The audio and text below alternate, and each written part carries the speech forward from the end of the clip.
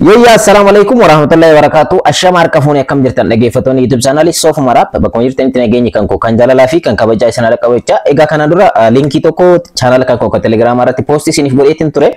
Egaa browser tokko isiniif qabadhee ittiin dhufeetin jira. $5 irraa kaastanii hanga $200 irraa hojjechuu dandeessanii.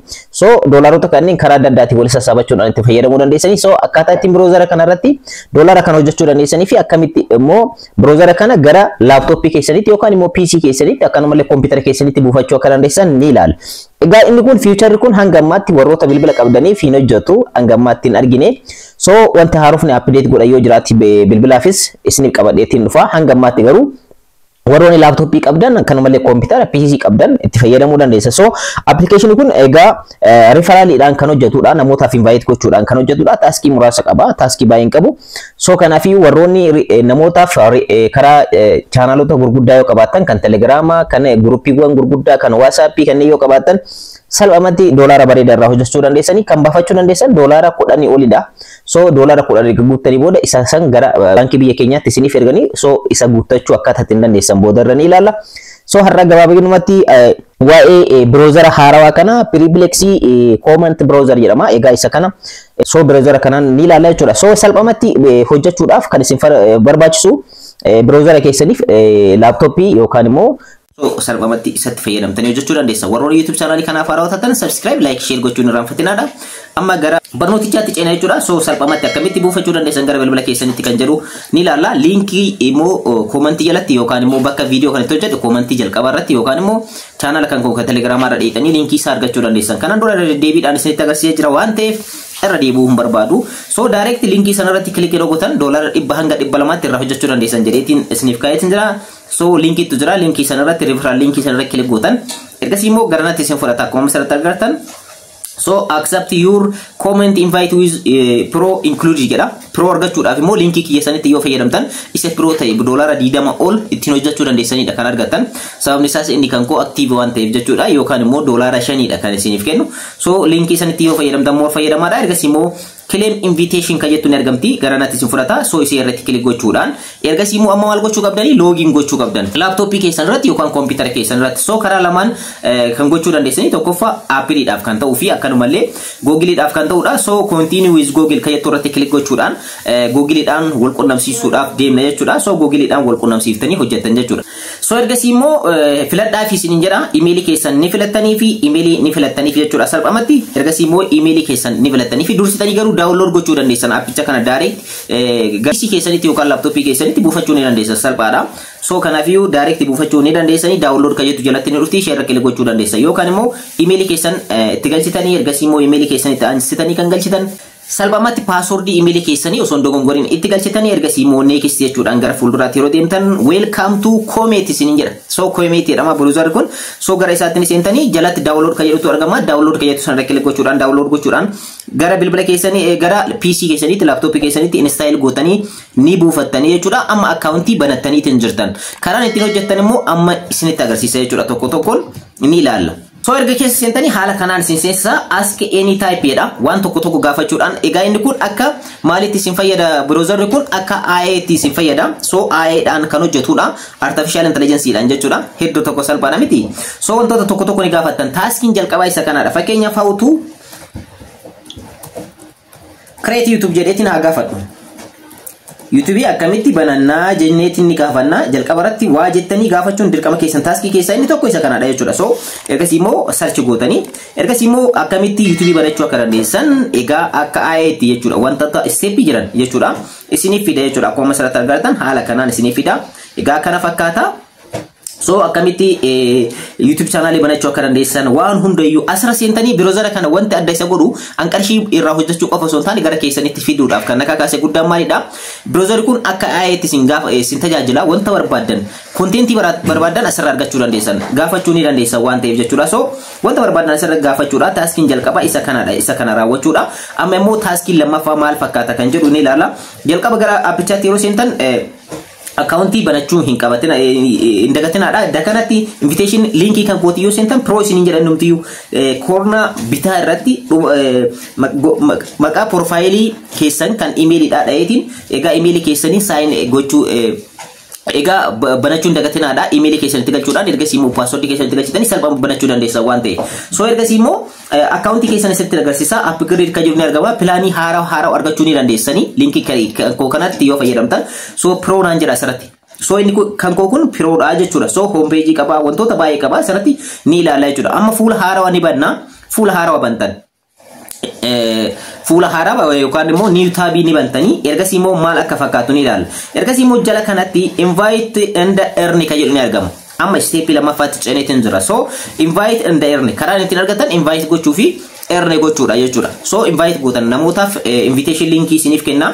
Linkii kiyya kanaan yoo seentan immoo more haga $20 ittiin argachuu dandeessanii. Kana immoo hanga golii galatti haga $200 asirratti hojjechuu dandeessa. So invite and earn kan jettu irratti kilik gootan. Ergasii immoo akkanatti garanatti isin fudhata $5 for you jedha. Egaa fitneetiin jirra waan ta'eef taaskii jalqaba wantoota AI wanta adda addaa gaafachuudha gaafii gaafatan jechuudha.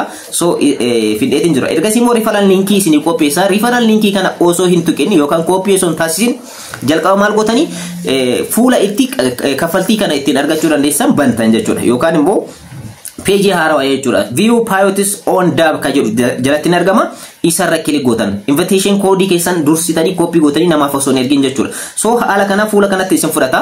Fuula kanarratti karaa kaffaltii keessanii yookaan immoo highlight referral linkii keessan analytics wanta hunda nama meeqaaf invite akka gootan bakka isinitti agarsiisu dashboard isiniif fida.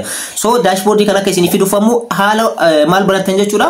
Fuula kanaaf illee create gootan jechuudha. Email jalqaba browser kana ittiin banatan itti galchuudhaan ergasii immoo password isaa itti galchuudhaan salphamatti ni baratanii haala kanaan isiniif bana haala na biratti bane kanaan isiniif bana. So kana fakkaataan gammaatti nama click godheetiin seeni nama 27 ana baratti.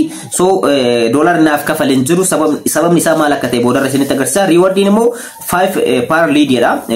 Dollar 5 dha isin jira. Analytics bakka itti ilaaltan qaba wantoota bal'aatu jira.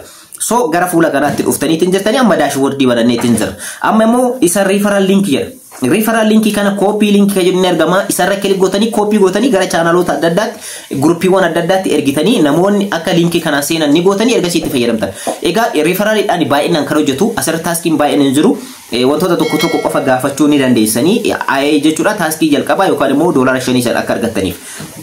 Ergasii immoo asirratti maal gochuu qabdanii amma doolaarota namaaf invite gootanii doolaarota walitti sassaabattan kana baafachuudhaaf maal gochuu qabdan baankii keessanii wal quunnamsiisuu qabdan. So baankiidhaan akkamitti wal quunnamsiisuu dandeenya kan jennu amma ni ilaalla. Asirratti wanti isin beekuu qabdan dakka kanarratti connect bank account jedha.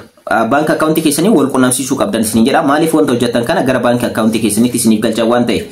So kanaafiyyuu yoo isheen isiniin dhufin gubbaa kanarratti dab ka jettu jalatti koornaa kanarratti sanduuqa afur kan argamutu jira. Programs jedhamti. Ishee irratti kilik gootan hedduu tokko salphaan ishee irratti kilik gootan. So ishee irratti kilik gochuudhaan ergasii immoo connect bank account jedha. Jala kanarratti koornaa xumuraa irratti ergasii immoo connect bank account kan jettu kanarratti kilik gochuudhaan egaa bank account keessanii wal quunnamsiiftanii jechuudha. Egaa hedduu tokko salphaadha steppiin jiru. Ergasii gara fuula kanaatti isin fudhata. Verify your personal detail jedha. Egaa asirratti argaatiin jirtanii jechuudha. Paaspoortii keessanitti yookaan immoo national ID keessanitti fayyadamuudhaan verify gochuu jechuudha. So legal name dha maqaa sirrii keessan kan paaspoortii keessan irratti argamu asirratti ni galchitanii first name fi next name tu argama jechuudha. First name keessan maqaa keessanitti ni galchitanii so paaspoortii keessan irratti kan argamu ta'uu qaba. Ergasii immoo email address direct innumtiyyuu asirraa fudhateetiin jira. Ergasii immoo birthday dha month day year jedha. So akka faranjootaatti galchitanii ergasii immoo address dha Itoophiyaa select isiniif godhee jira. Home address keessan jechuudha. So rakkoota kan qabu ergasii immoo street address dha. Street address barreessuu ni dandeessa naannoo itti argamtan jechuudha. Naannoo itti argamtan so naannoo itti argamtan asirratti ni barreessitan jechuudha. So hedduu tokko salphaadha information kana barreessuun baay'ee isin rakkisa jedheetti ni yaadu. So ergasii immoo appartamaadha rakkoota kan qabu. Ergasii immoo postal code dha. Postal code yoo qabaattan galchuu ni dandeessanii postal code mataa keessanii jechuudha. Ergasii immoo city dha. So city magaalaa itti argamtan jechuudha. So information kana sirriitti galchuu keessan check erga gootanii booda ergasii immoo continue keetu kanarratti click gochuudhaan ergasii immoo save gochuullee barbaadan asirratti save godhachuu dandeessan jechuudha. Hedduu tokko salphaadha. Browser kanarratti save akka keessaniif godhuu barbaadan. So ergasii immoo bank detail dha yookaan immoo add and bank for pilots jedha. Pilotidhaaf baankii keessan asirratti uumaa isiniin jedha. So asirratti maqaa keessan kan sirriidha bank account irratti argamu ni galchitan jechuudha. So capitalidhaan galchitan yeroo galchitan capitalii godhaatii yookaan Ergasimo maaltu asitti argama sweet code dha. Sweet code ni bank commercial bank of Ethiopia tiran ka fayyadamatin jiru isin salphamatti browser yookaan immoo taabii haaraa banuudhaan salphamatti illee argachuu ni dandeessan.